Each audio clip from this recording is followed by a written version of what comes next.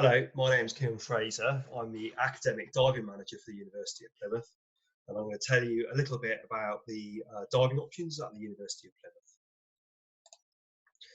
So, we're the only university in the UK to offer the opportunity to integrate professional scientific diving training as part of your degree. What we offer is an accredited HSE or Health and Safety Executive Scuba Training course that's really required for any working dives in the UK. The qualification is not only recognised in the UK, it's recognised and highly respected worldwide. The training course we offer is a 4-week intensive diver training course, which happens at the end of your stage one, so at the end of your first year. So it runs over the summer vacation at the end of your first year. We run 4 separate courses in June, July, August and September. We only make it available to a limited range of degree options, which are marine biology, marine science, environmental management, sustainability. And if we have any spaces left, we'll also make them available to civil engineering students. We don't make the courses more widely available at the university because the demand is very high and we just literally couldn't cope.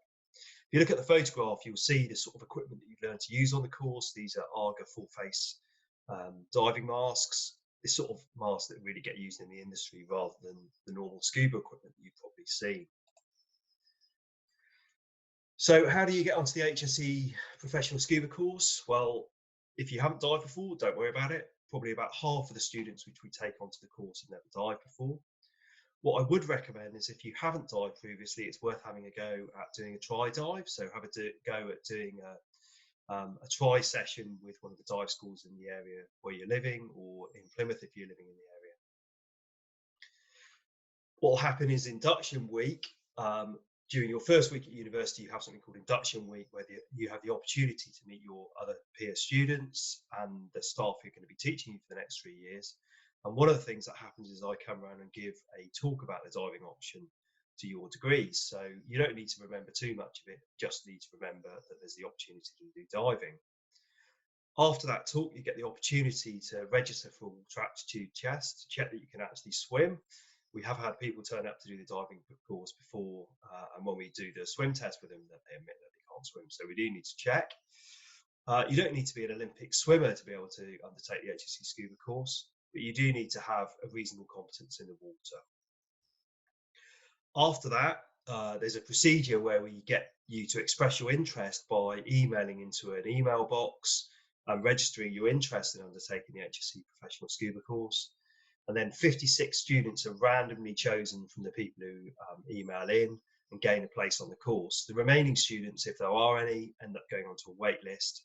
And as inevitably some of the students from within the 56 selected drop out, then those spaces are made available to the students on the wait list. And generally, most years, the vast majority of students who want to undertake the HSE professional scuba course do gain a place.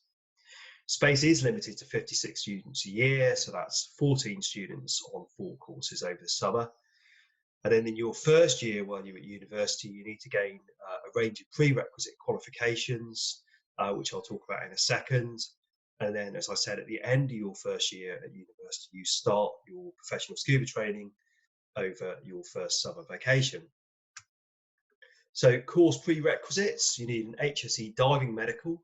And I usually suggest that students leave this till February at the end of their first year of study, providing they have no serious medical concerns. So if you've had previous problems with depression and you've been medicated, epilepsy, childhood asthma or fitting, then I generally suggest speaking to a diving doctor as early as possible, because in some cases those medical issues can preclude you from getting a diving medical. But if you haven't had any of those problems, you should be fine getting a medical in February. You need an entry-level recreational diving qualification if you don't already have one. This needs to be a basic qualification such as PADI open water or BSAC ocean diver. There are other qualifications available. If you've got any concerns about whether they're suitable, the best thing to do is ask me. You need a first aid at work and oxygen administration qualification, which is widely available. You need to gain some recreational diving experience after your qualification. We usually suggest a minimum of 10 dives, including at least 5 of these should be cold water dives in a dry suit. The reason we ask for dry suit dives is all your training will be carried out in a dry suit. and you will need a dry suit of your own. So once you've got all of those qualifications and you've got a dry suit, you should be ready to progress to your summer HSE scuba course.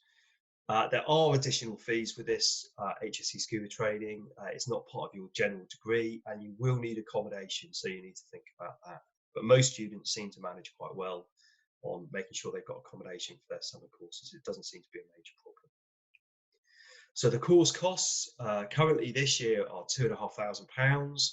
You pay a deposit in November to secure your place on the training, and January to select which of the 4 months you want to do your training course. It's quite a lot of money, but typically, to put it into context, if you were to do this training course at a commercial provider, you'd be talking around about £3,500. And most of the commercial providers are really training people to go into the civil engineering sector. So you're really primarily taught about using hand tools and things underwater. And as far as possible during the HSE scuba courses that we run, we try and teach you scientific skills that will be useful for your careers as scientists in the future. The course costs include a course handbook, a logbook, and one chamber dive, which is required. You also need an HSE diving medical, and typically these cost around about £110.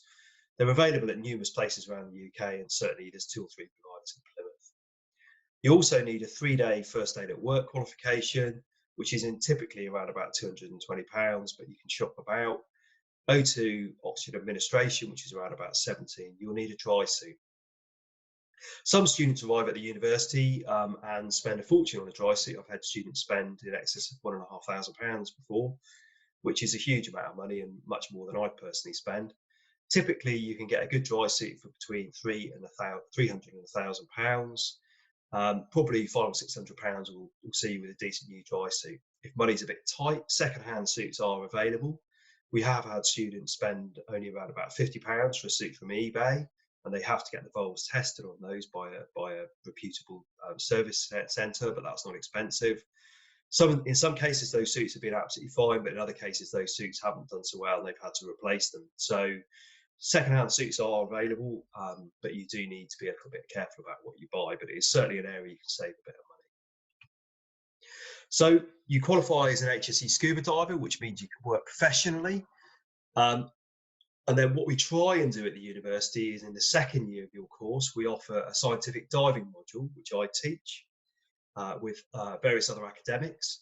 And really, I look upon this course as being an opportunity to provide a toolbox of skills to allow you to be much more employable as a scientific diver in the future.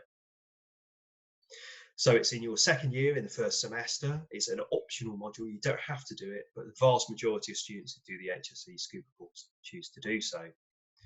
So the sort of things we teach on the scientific diving module are things like underwater photography, surveying methods such as quadrats and jackstays, offset surveying, marine ID, different sampling and search methods, and use of lifting bags. If you look in the top right-hand photograph, you can see a picture of a diver with an orange bag up to his right shoulder.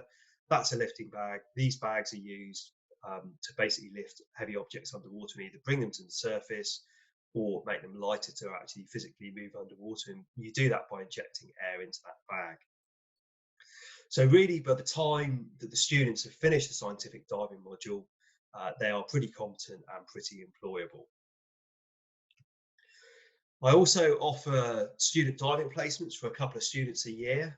These are 2 unpaid positions, but it gives me the opportunity to take a couple of students on and provide them with considerably more experience helping out with running the HSE scuba courses, gaining experience using compressors.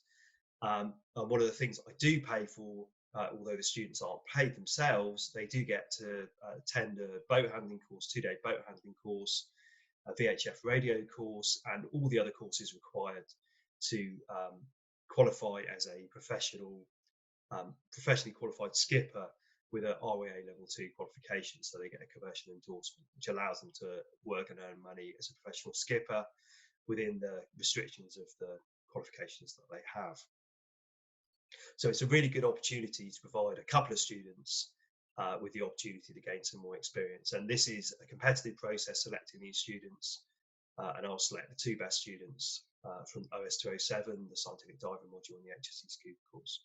and that's very popular. And the students who I've taken on and the placements have gone on to really great positions afterwards. So also, as part of your degree, you get the opportunity to do a student project in your third year. And if you want to carry out a project which involves some an elements of diving, then that's perfectly possible to support that. As a HSC qualified student, there's also the opportunity to get involved with diving on other third year projects for students, or masters or PhD projects. And increasingly, the universities are getting involved in more scientific opportunities and some commercial contracts. So there's more opportunities to utilise your diving skills to get involved with diving projects. So why learn to dive? It's a completely unique opportunity. When you come out from your degree, you're going to be competing with students from lots and lots of different universities. And you certainly are highly unlikely to be competing with a student with a HSE scuba qualification from another university. It's a pretty unique offer from Plymouth. So it will make you stand out from other students. It's a highly useful scientific engineering skill. I've dived for most of my career. I've dived for 29 years, 25 of those professionally, and it certainly got me into lots of jobs that I wouldn't have got into if I didn't have an HSC diving qualification. So it's highly useful. It gives you a completely different perspective on life in the oceans. You actually see what it's like to be in the oceans rather than just seeing from the surface. It also provides lots of practical training, not just learning to dive. It teaches you about things like knots and splices, how to work on small boats, so you gain lots of other practical skills. And it teaches you lots about leadership and teamwork, which are really important for employers. On the first day of your HSE scuba course, one of the students is nominated as the course senior, and he's the person responsible for that day of organising the other students and making sure they've got all their kit, they're ready on time and things. And all of the students on the course will fulfil that role over there. 4 weeks on the course, probably several times. So you have to take responsibility. And at the end of the day, it's fun. Diving's been a big part of my career and the staff that work for me and many of the other academics at the university. And it's a really great opportunity to understand a lot more about the ocean, and the students really enjoy it. For many of the students, it's one of their highlights of their time at Plymouth. So obviously, I'm not available in person to answer any questions, but if you do have any questions, please feel free to email through to the Marine Station on the email address here, or have a look at the website on the link provided. If you do have any questions and it would be useful to have a phone call, please arrange that by emailing me directly or Charlie, one of my colleagues, and we'll certainly get back to you and arrange a call to discuss the diving further. Thank you.